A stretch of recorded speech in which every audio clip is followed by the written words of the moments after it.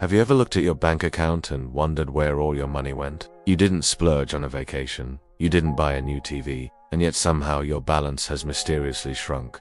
You're not alone. Most people spend more than they think they do, not because they're reckless, but because the psychology behind money is far more complex than just numbers in a spreadsheet. Our brains didn't evolve for modern finance, and marketers know exactly how to exploit those mental blind spots.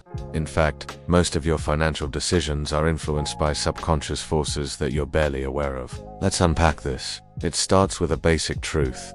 Money is abstract. Unlike food or shelter, which our ancestors directly needed for survival, money is a symbolic construct. You can't eat it, you can't wear it, but it can get you both. This abstraction makes it difficult for our brains to process spending in a rational way. It is why you feel a physical sting when handing over cash, but don't flinch when tapping a card or using Apple Pay. The easier and more frictionless the transaction, the less real it feels.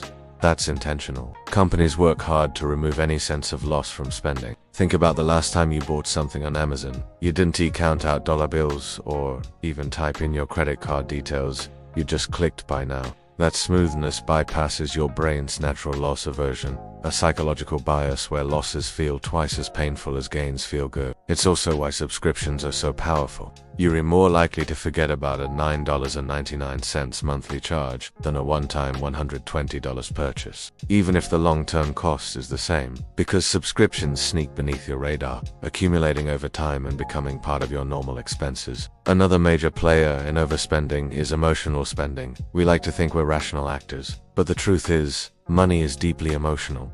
You spend when you're bored, you spend when you're sad, you spend to reward yourself after a hard week, you spend to impress others. Every swipe or tap becomes a small hit of dopamine, a quick fix to a deeper emotional need. Marketers know this and use emotional triggers to get you to open your wallet. That's why commercials aren't just about the product, they're about identity, lifestyle, aspiration. You're not just buying shoes. You're buying the image of the person who wears those shoes. You're not just buying coffee. You're buying a morning ritual that makes you feel productive, sophisticated, or in control. In the same way, scarcity and urgency trigger primal fear. Only 2 left. Offer ends in 3 hours. These phrases hijack the part of your brain that fears missing out. It's not about logic, it's about emotion. Your brain goes into survival mode, thinking, if I don't act now, I'll lose this opportunity. Even if you don't need the item, even if you didn't plan to buy it, the fear of loss pushes you to spend. And let's not forget the social component. Humans are hardwired to compare themselves to others. Social comparison is a powerful driver of spending. If your friend posts a new car or designer bag on Instagram, you feel a subtle pressure to keep up, even if it's unconscious. This is known as lifestyle creep. As your income increases, so do your expenses, but not because your needs have changed. It's because your expectations have changed. You feel entitled to spend more because you're earning more. But that often just keeps you on a financial treadmill, always running, never getting ahead. And here's the kicker. Your brain adapts to new levels of consumption frighteningly fast. What felt like a luxury yesterday feels like a necessity today. You get a rush from a new purchase, but it wears off quickly, so you chase that high again. Over time, you build habits that drain your money without even realizing it. Let's talk about anchoring. This is a psychological bias where you rely too heavily on the first piece of information you see. For example, if a shirt is priced at $150 but marked down to $49, your brain thinks, what a deal. Even if you'd never pay $150 for that shirt in the first place. The $150 was just an anchor. Retailers use this trick all the time. Same goes for decoy pricing, where a more expensive version is placed next to the product they really want you to buy, making it seem more reasonable by comparison. Your brain loves shortcuts, and marketers know how to feed it the right cue. Another sneaky factor is mental accounting. This is when you treat money differently depending on where it comes from or how you label it. For instance, you might splurge your tax refund on a vacation, even though you'd never take that money out of your emergency fund. It's the same money, but you treat it differently. That's why people blow windfalls, bonuses, or gifts faster than money they worked hard for. You categorize it as extra, rather than part of your net worth. Sales and discounts also distort your perception of value. You think you're saving money, but in reality, you're spending it. A $200 jacket marked down to $100 IS&T.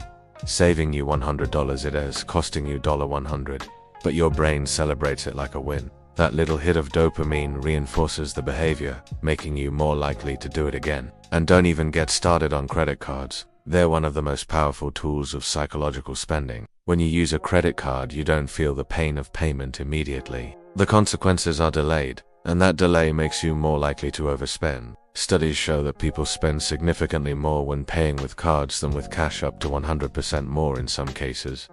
And the rewards programs, they're just another psychological trick. You tell yourself, I'm earning points, I'm being smart, when in reality, you're just spending more to justify the perks.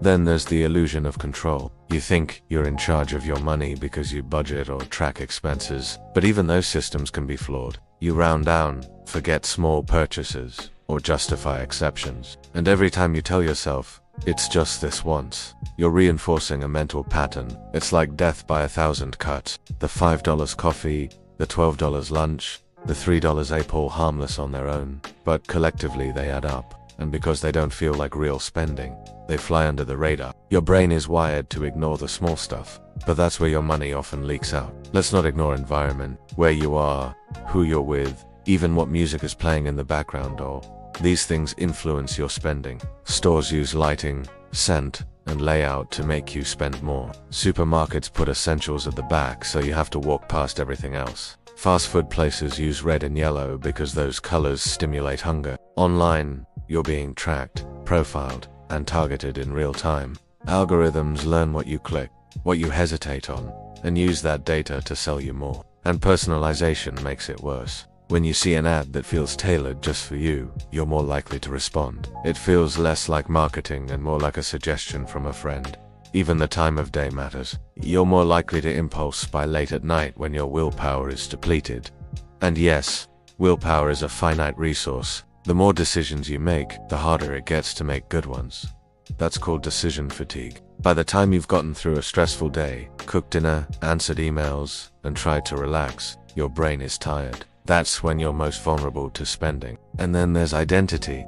How you see yourself shapes how you spend. If you see yourself as a generous person, you might overspend on gifts. If you see yourself as successful, you might feel pressure to buy premium brands. If you think of yourself as frugal, you might still splurge in secret. Because money isn't just about what you buy, it's about what it says about you. And in the age of social media, identity has become a currency of its own. Every purchase is a statement. Every post is a curated version of reality. And behind the scenes, your money habits are quietly shaping your future. But the good news is, once you understand the psychology, you can start to break the cycle. Awareness is the first step. Next time you're about to make a purchase, pause.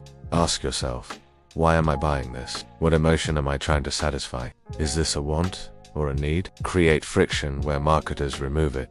Delete saved payment methods. Unsubscribe from retail emails. Use cash for discretionary spending. Automate your savings so the money is gone before you can touch it. And most importantly, redefine what spending means to you. It's not just about stuff, it's about values. It's about time, freedom, peace of mind. When you align your money with your values, you take back control. You stop letting algorithms, emotions, and impulses run your wallet. Because at the end of the day, the goal isn't just to spend less. It's to spend with intention, to make choices that move you toward the life you actually want. And that starts with understanding why you spend more than you think.